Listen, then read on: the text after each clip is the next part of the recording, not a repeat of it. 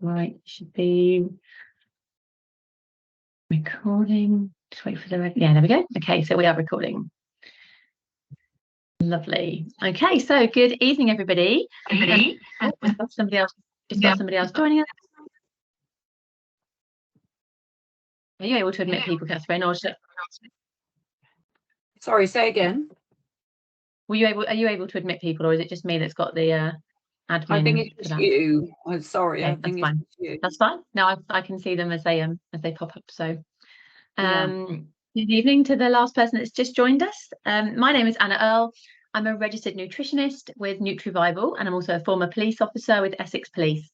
And this is the second of our live webinars for One Team Active Wiltshire on nutrition. And tonight we're going to spend half an hour looking at what, when, and how to eat as a shift worker, particularly what to eat on a night shift, as that is quite a unique practice. It's not something that 9 to 5 people have to give any consideration to. So the first webinar 2 weeks ago looked at how to balance your energy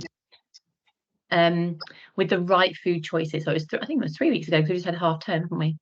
Anyway, we were looking at balancing your energy with the right food choices to help prevent energy spikes and slumps and cravings throughout the day. So you may not be aware, but this also helps to reduce the risk of common chronic diseases, which are higher amongst shift workers. And this is probably due to living opposite to your natural body rhythm, eating and sleeping against the design of your body clock. And when I talk about chronic diseases, I mean conditions like type 2 diabetes, obesity, and heart disease, amongst many other conditions too. But those are some of the most common ones that shift workers often struggle with and suffer from. But understanding a little bit about how your body clock works and looking at your nutrition and lifestyle habits, such as participating in the One Team Active programme, you can reduce that risk to your health. You can restore your energy, boost your immune system, better manage your weight, and better balance your mood, and so on. So just a quick recap on what we covered already from a food choice point of view. The key message in webinar 1 was about reducing your intake of simple carbohydrate foods. So that's generally your white floury goods, foods with added sugar, refined products like white rice that's had the grain cut away from it. The same with oats as well, rather than the oats that are still at whole oats, it will be your refined oats that can then cause that blood sugar spike. And it'll be your pastries and your crisps and cakes and biscuits, chocolate, confectionery, and your fizzy drinks. And so we said that ensuring a really good daily intake of protein, especially at breakfast, so early on in the day, and including some good fats, good healthy fats, so your natural yogurt, your nuts and seeds, your oily fish, avocado, and generous portions of fruit and vegetables. They're going to really help you manage your blood sugar, and that is really fundamental to your overall health. I got this brilliant book from my son for Christmas called Food for Life. I don't know if that's backwards on here, but it is by the very highly regarded Professor Tim Spector. And in this book, he shares scientific evidence that nutritious food is preventative medicine. Everything you eat affects how you think and feel. Food is that important. So the aim of this half-hour session is to get us thinking about shift work and nutrition. So we're going to be looking at the relationship between our natural internal body clock, food timing and choices, digestion, and our health. So the relationship between all those things. Because did you know you can eat the same food, but at a different time of the day or night, and it will affect your body differently? And that's because our body is designed through its wake-sleep cycle, that 24-hour clock, to convert food into energy so that you can be active during daylight hours. So for those of you who work night shifts, we'll talk about some more informed food choices that can help explaining this relationship, and that you can still eat on a night shift, but there are better choices that will reduce that risk of chronic disease and chronic health conditions. At night, our digestive system basically goes to sleep, even if we are still awake. So we have hormones, which are just messengers between the brain and various parts of our body, switching things on and off So giving signals and telling the body to do something or to stop doing something. And many hormones control our digestion. Just from seeing and smelling food, our hormones will tell our mouth to start producing saliva and our stomach to start producing stomach acid because food's coming. So it prepares us for digestion. It prepares all the right balance of chemicals to break down our food. It can even tell if we're going to be having a meal that's heavy in fat, will produce the right amount of enzymes and acids that are really great for breaking down fats. So it's very highly tuned and very clever. But at night, those hormones pretty much switch off. We don't produce the same amount of stomach acid and digestive juices as we do during the day. So that makes it harder to digest food properly. Also, our blood sugar isn't controlled so well at night either. We don't produce, and we're not as sensitive to the hormone insulin that helps us manage that blood sugar. We talked about that a lot in the first webinar as well. So if on a night shift, you tend to eat quite a lot of foods containing those simple carbohydrates, so your white bread and pasta and that list I gave earlier, it means your body can't deal with the rise in blood sugar that they produce so well as during the day. And it's more likely to be stored as fat. And consider that the body already struggles during the day to deal with a very high intake of simple carbohydrates. That's made even more difficult at night. Remember those graphs that I showed you in the first webinar about our energy spikes and slumps in response to those foods, and how we just don't get that same spike with foods that contain fiber, protein, and fats. So eating the same food at night and eating it during the day, it's going to be digested and stored differently because your body is chemically different. Another challenge, of course, is the limited scope of food available when you're on a night shift. Some of you might have a small kitchen facility for storing and reheating food if you're lucky, but your choices of places open at 3 a.m. Outside of your station are going to be pretty limited. And so then think about your options of perhaps your burger and chips or your takeaway curry or your pizza. And during a night, you haven't got those lovely digestive hormones busily buzzing around, breaking your food down, shunting it into all the right places to produce energy.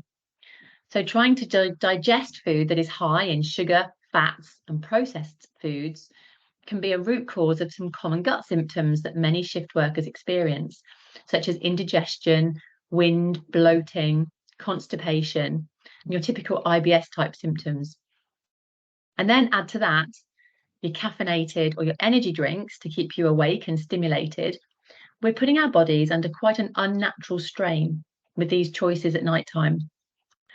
So have a think, are you experiencing any health symptoms that might be linked to your current food choices, particularly when you're doing shift work? And if so, what do better food choices look like? What could you prepare to provide more nourishing food for your body to take to work, whether it's on an early turn, a late, a night, or a regular day shift? Getting this right can have such a significant impact on other areas of your health. This is what I call my sense flower. And if you go around it, it spells sense. So we've got stress, exercise, nutrition, sleep, and emotional balance. And this illustrates the impact that making some simple food changes can have on your overall health and well-being. And interchangeably, how other areas of your health can also impact how you eat. Let's consider the impact if you're struggling, for example, with fatigue. So this might seem like a bit of an exaggeration, but go with it because I want you to imagine this as a best case scenario. So you make some quite small but significant dietary changes that help you to feel energized for longer periods. So you're not getting the energy spikes from your simple carb food choices, not getting the slumps, and they then trigger really strong cravings for those instant energy types of foods, the wrong kinds of foods, really. Okay, so we've made some small changes, and you're choosing different foods that are better, that are higher in protein and complex carbs, some fiber, some healthy fats. You're feeling energized for longer periods. So that sustaining fuel from your nourishing food gives you the energy to exercise. The benefit from that exercise, whether it's from being outside more or from pushing yourself physically, helps you to de-stress, gives you some really great stress management help, and support. And this has a knock-on effect on your sleep. You feel less tired, so you want to socialise because you're sleeping better. You've got the energy to socialise. You get your sense of humour back. You're able to laugh with family and friends. So when you're less tired, you're more likely to make better food choices. So we're back to nutrition again. When we're tired, we just tend to crave all the wrong foods. We just want instant comfort food. So you see all the relationship between these all interplaying with each other. So you can just start small with some healthy food swaps. And before long, you can really feel a benefit in all these different other aspects of your health as well. So what do good food choices look like? I'll put the link to this in the chat box, but this is a really lovely resource, thekitchen.com. It is American, so it's got like I think it's probably got like cup sizes rather than grams, and a few maybe a few American terms, but I find it really quite helpful. And there's a box on the front of the front page that gives you a box to select, and you can look at recipes with or without eggs. You can look at smoothies. You can have breakfast ideas for children. So yeah, have a little look to see if there's anything there that you might like to experiment with. There's really no escaping the reality that healthy food preparation does require some time. Providing nourishing food for yourself and perhaps a family rarely falls out of a packet and onto a plate. And whilst there are time-saving tips and partly prepared ingredients, finding time in your busy weekly routine to cook food is going to become a bit of a necessity if you want to really nail this. And that might mean taking a fresh look at your week and really problem solving where you can claw back some time to make healthy eating and food preparation a priority. I promise you it is worth it when you're eating plates of freshly prepared, colourful homemade food, and it makes you all feel energized. And you see those that you cook for also flourishing. And we'll think about some ways to do that at the end. So breakfast will be your first meal after your sleep, so breaking your fast. And on that point, our digestive system really does benefit greatly from having a break from eating, from having a short fast. And whatever your shift pattern, do try to factor in while you don't eat, and it really allows your gut to rest and repair. The majority of this fasting period would usually be when you sleep.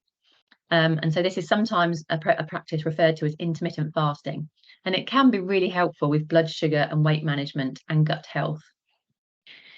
So back to breakfast. There are no rules as to what type of meal this needs to be, especially if you're waking mid-afternoon from a night shift. So the focus needs to be more on the nutrient content and the balance of your protein, healthy fats, and preferably some complex carbohydrates, so your fibrous foods, the whole grains and the vegetables. We covered those in webinar 1, and I showed you the Eat Well plate that gave the different proportions of those different nutrients and different examples of those food groups, if you need to just go back to that for a recap. So culturally, the Western breakfast does tend to be based on quite a sweet meal. So your boxed breakfast cereals, and they are super convenient, but many cereal products are a bowl of sugar with very little else. And you know, the protein, the fiber, the vitamins and minerals you get from whole foods are essential for energy balance and for weight management. The full English alternative can be very heavy on processed meats and saturated fat, as well as high again in the simple carbs if you're having thick slices of white toast to accompany it. So yes, you'll be getting your good source of protein with your eggs and any good quality meat, but again, little in the way of the other nutrients that are important, unless you're adding in some quite generous vegetable sides.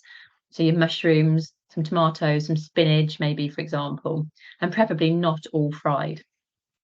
So gradually tweaking your regular breakfast can be quite an easy way to actually start the day really, really well, giving it some good consideration, getting some protein in there early on in the day, and making it slightly more savoury if possible as well. So trying to reduce that reliance on the sweet breakfast.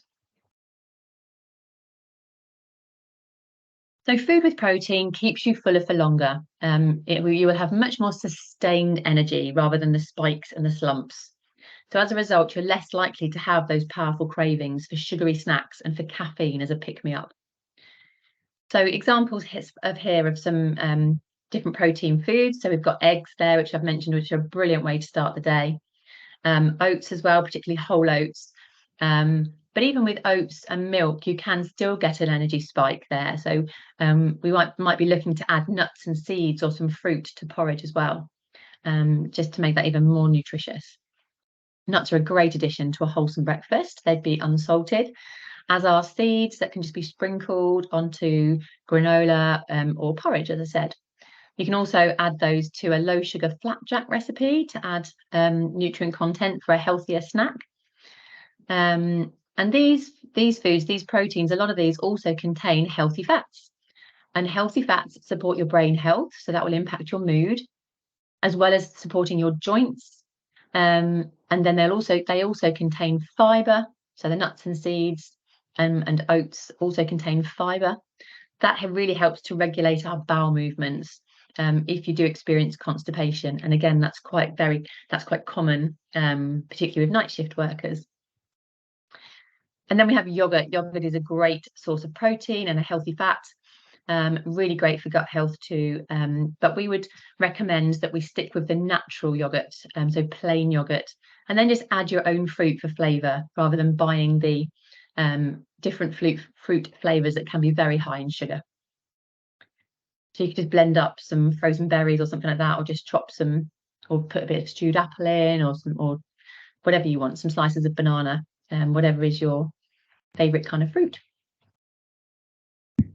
And so fibre is, as I said, is great for gut health. And these foods are going to be vegetable based and whole grains.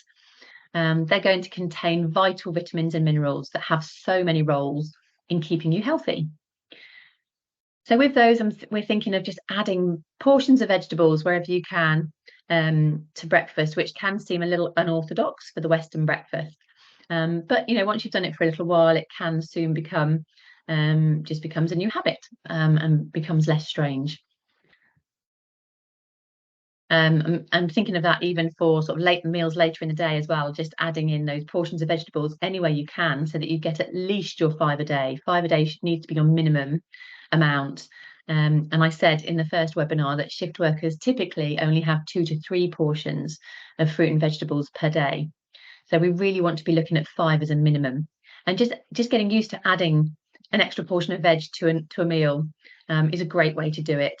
So if you're making a spaghetti bolognese, just pop a portion of steamed broccoli on the side, or if if you've got a big mac and cheese, a nice big ladle full of peas and a tomato salad, something like that. Just always trying to add some colour, some vegetables to our slightly more beige dishes is really, really helpful. Even with things like scrambled eggs, you can just put a portion of rocket on a side, or a portion of spinach, some mushrooms or tomatoes. So it's a really great habit to get into, is just thinking, what can I add to this just to raise that to the next level nutritionally? And then another option would be having a smoothie, either as a meal in itself or to accompany food. I quite often make a smoothie in the morning and I pour it onto my breakfast granola. Always keeps me full until lunchtime. So I've got a smoothie that will have some portion of protein in it. It's not just fruit because of the sugar spiking. And then I've got the granola in there, so the whole grain oats, nuts and seeds, some different spices, so cinnamon and ginger. And I just pour my smoothie on it rather than having milk on it. Just again to add in those different portions of vegetables and fruit. So with a smoothie, we would, as I said, we'd be looking to get portions of protein in there, not just fruit, so that we're reducing the sugar spike which you get from fruit juice. So you could be adding in some nuts, like some flaked almonds or some walnuts, because they're going to get processed up in your processor if you're making a smoothie. Spoonfuls of seeds, a dollop of yogurt. Any of those protein sources are great going into a smoothie. And then if you look in the supermarket now, in the frozen aisle, you can get every fruit that you can possibly imagine, particularly berries when they're out of season, and much cheaper to go for the frozen section. So I would tend to just have a couple of bags of frozen berries or some frozen cherries, even that they're quite affordable when they're frozen, even a bag of frozen mango, and just experiment with all the different lovely flavors that you can make with in a smoothie. You can put in a dollop of peanut butter for some cocoa powder as well to make it chocolatey. And then even perhaps looking at the vegetable side of things, which is going to be really good for your blood sugar, because that is great for blood sugar management there, would be some spinach or some kale leaves or some cucumber or a bit of carrot. So yes, endless opportunities. There are some shown in that resource. thekitchen.com gives some nice smoothie recipes. Okay, so those combinations really can be endless, and they'll have really positive impacts on your energy, your gut health, and your immune system. You can also, as I said, just add some different spices and flavorings to those as well, to those smoothies. So this can be a really great way to start your day, regardless of what shift you've been on. With the right container, you can whiz up the smoothie and take it to work. It can be kept to hand and just drunk as and when you need a little bit of a pick you up. So many of the ideas listed in this resource, they can be made in batches in advance and taken into work if you're working there an early shift, for example, and you want a breakfast option a little bit later. Many of them are quite versatile, that can be also adapted for lunches. So do take a look. There's quite a lot of lovely ideas there, including some healthy snacks that you might like to consider for a night shift boost as well. There's some apple and oat breakfast squares, but they would easily also make a healthy snack to take to work for a night shift. So this might take some planning to schedule this on your rest days. There are a lot of simple recipes. So the meals are also a really good way to get children and partners involved, so that the cooking chore, the daily chore of cooking, doesn't just fall to one person all the time. So it's really great to try and encourage other family members to also get busy in the kitchen, even just to help with some of the chopping, because if you're going to be preparing lots of vegetables, there is a lot of chopping there, and that can put people off. So trying to recruit other family members can be very helpful. So if we come on to think about lunch, so the humble sandwich is quite a popular choice. It's very low maintenance to produce. It's very easy to transport, but it's not necessarily the most nutritious of meals, especially if you tend to go for your packaged sliced white bread. I know it can be an economical choice. It can be a great little meal deal, but it's not going to give you a lot in the way of nutrients. And it's very easy to slip into that diet that's very heavy on wheat, very much a staple of the Western diet. So if you're thinking of a wheat-based cereal breakfast, bread-based lunch, and then pasta or pizza meal in the evening, it can be all very kind of white processed carb, simple carb, heavy. So wheat itself is not the enemy in moderation, but relying on that for every meal of the day, it can make people feel really quite sluggish. It can increase constipation, particularly if your wheat products are processed rather than whole grain. And when people do reduce that reliance on wheat-based products, they can suddenly feel a lot more energized. It can really impact your overall health. So let's look at some alternatives to the sandwich for lunch options. So we've got our different whole grain breads there. These little sachets can be really helpful. A lot of them can be eaten hot or cold.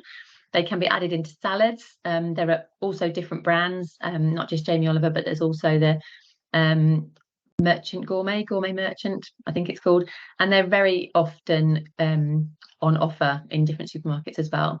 They're different kinds of whole grains, and yet you can just sometimes just add a tray of roasted vegetables to some of those. You could roast a tray of vegetables perhaps at the beginning of the week and keep them in the fridge in a container. You can add some of these to these whole grains. You could dollop some hummus on the side or some egg. Or you could go for your tinned fish as well, your oily fish, which is the tinned fish versions are quite economical and really nutritious to help for. So maybe just looking to vary and just to come away from the sort of cheese and pickle sandwich now and again. And these can also be put into wraps, maybe some seedy wraps or some whole grain wraps too, to make it easier to take in for lunch. So just looking at some slightly easier but not too onerous alternatives. And then once it comes to the autumn and winter again, then soups are a great option. They don't necessarily need to be padded out with large chunks of white bread or big bread rolls. if you're using really filling vegetables and beans and pulses and so on to pad them out. If you've never made soup before, I do talk quite a lot about investing in a soup maker. It makes soup making incredibly easy. I have found it an excellent investment. It does all the blending, all the chopping. You just kind of peel your veg and pop it in, and it purees it and cooks it all up for you. It's very simple. And so, yes, that might be something to think about for later in the year once we've got through the sort of salad season. Okay, so let's move on to the later meal of the day, and specifically what foods are going to best support a late and a night shift. So thinking back to that digestion process and remembering that if you are eating and it's getting later into the evening, once it starts getting dark, our sleep hormones kick in. They start to then reduce our levels of digestive hormones. They're going to therefore be less effective. And as I said, the same food eaten at different times of the day and night has a significant and different impact on your health. So at night, we're going to be looking to reduce foods that are high in fat, sugar, and processing. So things like red meat and rich sauces, they take a lot more digesting. So having these foods, they might give you feelings of the indigestion and the bloating and heartburn and those IBS type symptoms. They're going to be sitting around in your gut for a lot longer because there's just not the juices and the acid and the hormones to break it all down at night. So they're not going to be your best choices for the end of a late shift or for during a night shift. Your plant-based foods are gentler on the digestive system for during a night shift. So if you do eat meat, have your meat-based food choices earlier in the day. So you still get your great sources of your protein and your vitamins and minerals, but at a time when your digestive system is best able to break those down and use them before your night shift starts. And I talked at the beginning about that challenge of eating on a night shift with your reduced options available to you if you haven't brought your own food, as well as needing to eat quickly, maybe just time to reheat something, maybe not even that. And so the more you can prepare at home and take to work, the less likely you are going to be to snack and seek out less healthy fast food options. So looking to include a couple of plant-based meals per week is recommended for good gut health. And trying to stick to more plant-based meals during the night is also going to be beneficial. And we're looking to aim those plant-based meals on real vegetables and whole grains rather than simply a bowl of pasta with some sauce on it, or the more processed meat-free alternatives that you can get. A lot of those are not healthier options to eating the actual meat version because they have gone through so many different chemical processes in a factory. They don't really resemble any kind of real food. So night shift choices.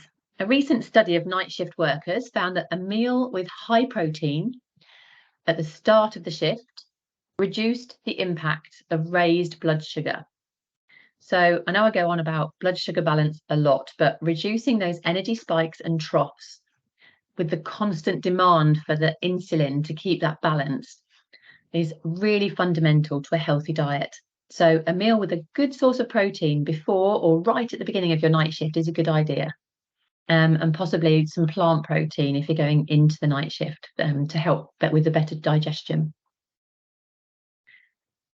So the foods that are going to be they're going to be keeping us fuller for longer is this list of these protein foods. So you might want to be looking at vegetable-based chilies or curries or some vegetable tacos or wraps. These two websites here have got some really good ideas. And so there we go, we've got some vegetable-based dishes there. And then we've got this book that's been out for a little while now, but I still refer back to this quite often. It is Joe Wicks's Lean in 15, and it's not all about weight loss. But it does give some really great ideas for some relatively straightforward cooking recipes with a variety of fresh and colourful, delicious veggie meals. And many of these would be compatible with late or night shift eating. And again, chunky vegetable soups and smoothies are also going to be generally gentle for digestion during the night. Adding in some beans and some lentils or some chickpeas if you can tolerate those. Or some whole grains into soups or some nuts and seeds into your smoothies to make them more filling. and then that will reduce the need during the night to be looking for that instant sugar fix or resorting on to caffeine. And maybe eating just a little amount every couple of hours can help with curbing hunger and cravings during the night. And remember to keep hydrated on a night shift. So maybe having your tea and coffee intake at the start of the night shift to help you keep alert. And then try to avoid fizzy drinks and fruit juices on a night shift. Rather switch to water or herbal teas, particularly for that second half of the night. And that should then help you sleeping once you've finished your shift. You're not going to still have caffeine from the energy drinks or from your teas and coffees still buzzing around in your system. You might want a small breakfast when you first get home from a night shift before going to sleep, and that can help you to avoid waking up early because you're hungry. But just think about the content of that breakfast. You don't want the stuff that's going to, again, really give you an energy boost, so nothing too sweet and sugary. So I'm going to finish by encouraging you to consider meal planning on your rest days so that you've worked out what meals you're going to have during a late or a night shift, rather than leaving it to the fast food or the last minute desperation. And you can double up whilst you're at it. You can make double the portions. It's not twice the amount of work. And you can then refrigerate or freeze portions for during your run of nights. And spending that little bit of time planning and preparing really can be a game changer. It can save you money because you're just buying the ingredients that you need for those meals. And so you can download, if you refer back to the Oscar Kilo nutrition pages, you can download my meal planner template on there. There is one specifically for shift workers. And then you can have a flick through your old-fashioned recipe books or the resources here. Jamie Oliver also has some great family budget meals on his website, and lots of different ideas there about meal planning. And then even there's also this app, the Whisk app. I use this quite a lot. This is a free app, and this helps you to search for meals that you like and then allocates them to certain days. And it also helps to create a shopping list.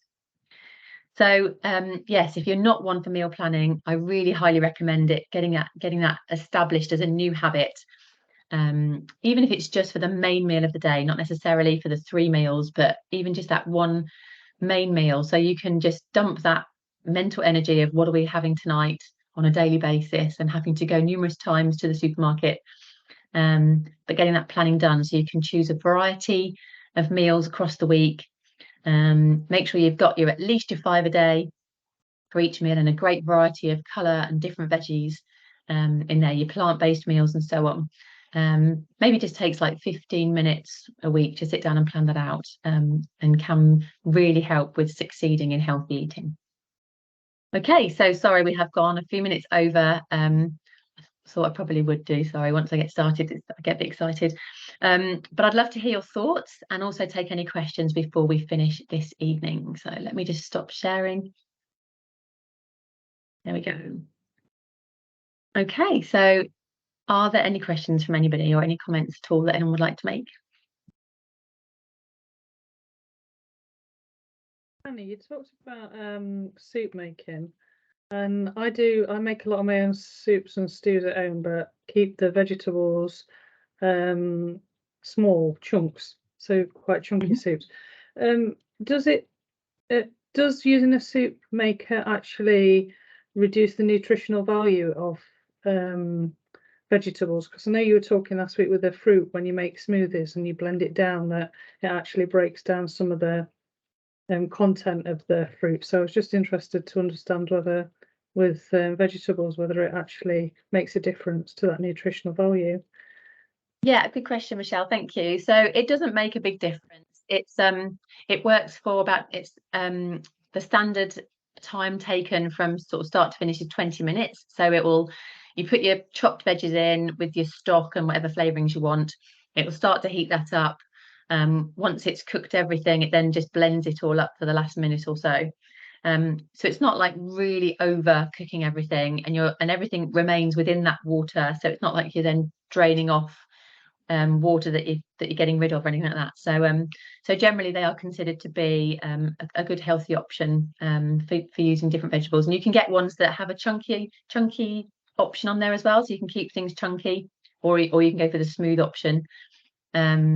and it's almost just like a kettle where it just kind of heats it all up, and then you just pour it into the different bowls. I think they're, I didn't think I'd be convinced, but I am. Yeah, I've looked at some and I've thought, oh, I don't know. It's like I've always sort of been a little bit concerned that they take away and detract from, the having it sort of chunky and that sort of sense. But no, thank you for that. Yeah. And I just like throw it all in. You don't have to pre-fry, pre-saute or do anything, I just chuck it all in, press go. And maybe if I've got, if I have got a 20-minute space, get out for a quick walk around the block, come back and it's ready, and then just pour it into the bowl and off you go. So I have found it really, really helpful. I do recommend Thank you. it. Anything else from anyone? Oh, I've got a question here in the chat box. Oops.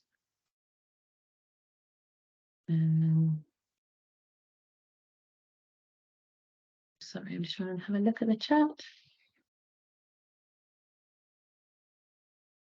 Okay, what's your view on protein powders for using in porridge, pancakes, or smoothies for extra protein?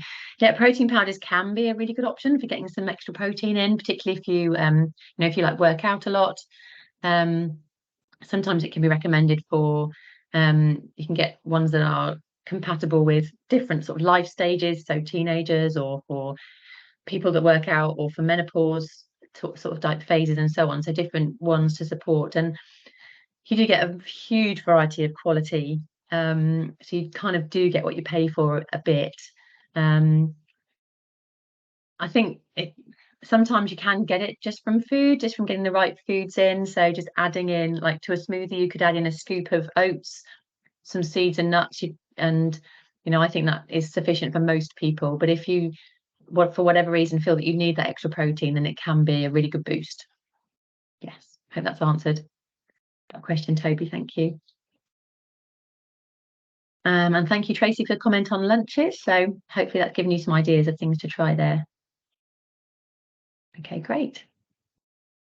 Anything else from anybody before we finish? I haven't shared. Let me just see if I can share that website in the chat so that you can just add that in quickly and easily if you need to. Let me just copy and paste that. Yeah, of course. You were talking about the Jamie Oliver sachets, and I have had those before, and I quite like adding them to salads and things. But I struggle to know in terms of like portion size. You talk about sort of adding some roasted vegetables and things, which I do those quite frequently. What's your recommendations around the portion sizes on them? Go with the packet, because it says serves 2, or take 2 portions from that pack, or so usually there are those sachets that would usually last for 2 lunches. Ideally, if you're going to have it for a main meal, then you might need a whole sachet possibly. But if it's if it's a lunch and it's not your main meal of the day, then usually a sachet would last for 2 meals, and then just add quite generous portions of the roasted vegetables. Half your plate of vegetables if you can. And then maybe like sort of like a dollop of hummus or some healthy fats in there, some olive oil on that even as well, to sort of get the healthy fats in there that are going to make it that extra bit filling, a little bit of avocado or some hummus, and then you've got a really great balanced meal there. Yeah, I just have this little YouTube want to eat the whole packet. That's my problem. Yeah, I know. I have to consciously put it away, put it in the fridge, put it in the back of the fridge, and then distract myself away with something else. But you're right, that is tempting to go back and finish it off. This little YouTube clip that I've just popped in the chat as well has got some other lunch ideas as well, if that's helpful for you, Tracy. It's a 5-minute YouTube. I think it is actually an advert that Jamie Oliver's doing with Tesco, but there are some quite practical lunch tips in there. Okay, well, it is 8:40, so if no one's got any other questions, anything you'd like to add at all, Catherine? No, I think that's brilliant. Thanks, Anna. It's all great. Super, thank you. Lovely. Okay, well, I will stop recording, let you all get back to your evenings, and I will share this in the Facebook group tomorrow morning. I'll share the recording link, and there will be another cook along next Monday, the 12th at 6 p.m. and I'll be sharing the recipe for that later this week in the Facebook group, and Catherine will also email that out to you as well. So it'd be fantastic for anyone that wants to come along and have another little cook with us next Monday evening if you're free. So thanks so much for joining. I really hope it's given you some ideas. Okay, that's and brilliant. yeah, have a lovely Thanks, evening. Anna. Thanks, Catherine. Thanks, everyone. Thank you. Bye. Bye-bye. Okay, bye. Thank you. Bye. Cheers. Thank you.